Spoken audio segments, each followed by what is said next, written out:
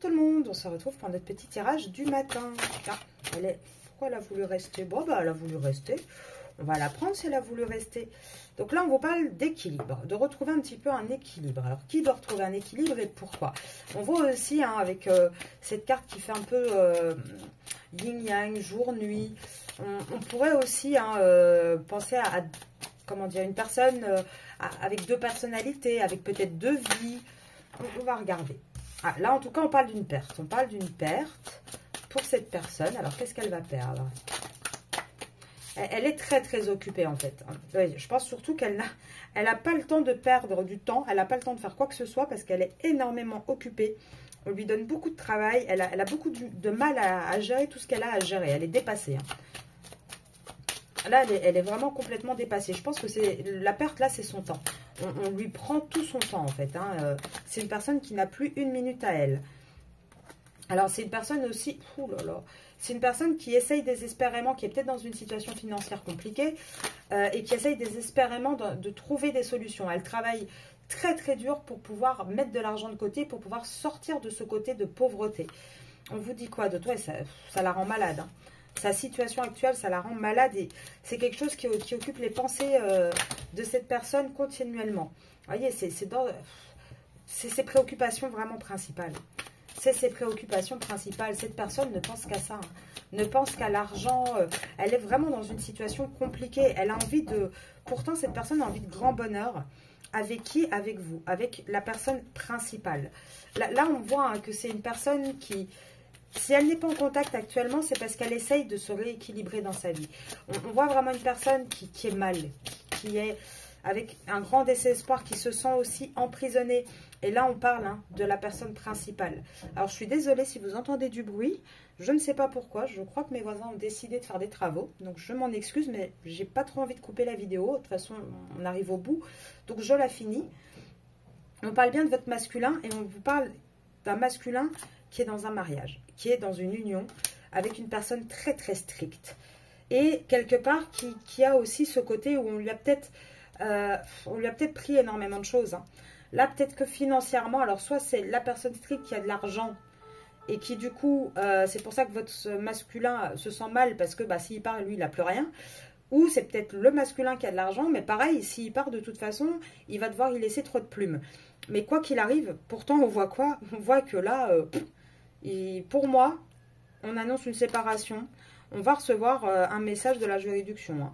Pour moi, on va vraiment recevoir un papier comme quoi, où on va avoir une communication comme quoi on veut se séparer. Même si ça fait des années qu'ils sont ensemble. Et on se sépare de qui? On se sépare bien de cette jeune femme un petit peu superficielle, peut-être un petit peu intéressée aussi par le matériel, l'argent, le côté peut-être social, le côté en tout cas très faux en fait. Donc voilà, je vais... Alors attendez, c'est la vidéo peut-être un petit peu courte. Est-ce que je peux prendre encore une carte ou deux? Oui, il va y avoir un départ. Il va y avoir de toute façon un départ pour votre masculin. On le voit, hein, ici le masculin, il a toutes les pires cartes encore du jeu. Le vol, la pauvreté, le désespoir, la prison, la maladie. On voit que actuellement votre masculin, ne vous étonnez pas si en ce moment il est un petit peu distant, s'il est un petit peu sur la défensive. Là, il est préoccupé par une chose très simple, l'argent. Ce qui se passe chez lui, il est mal. Il est mal et il n'y a que ça qui...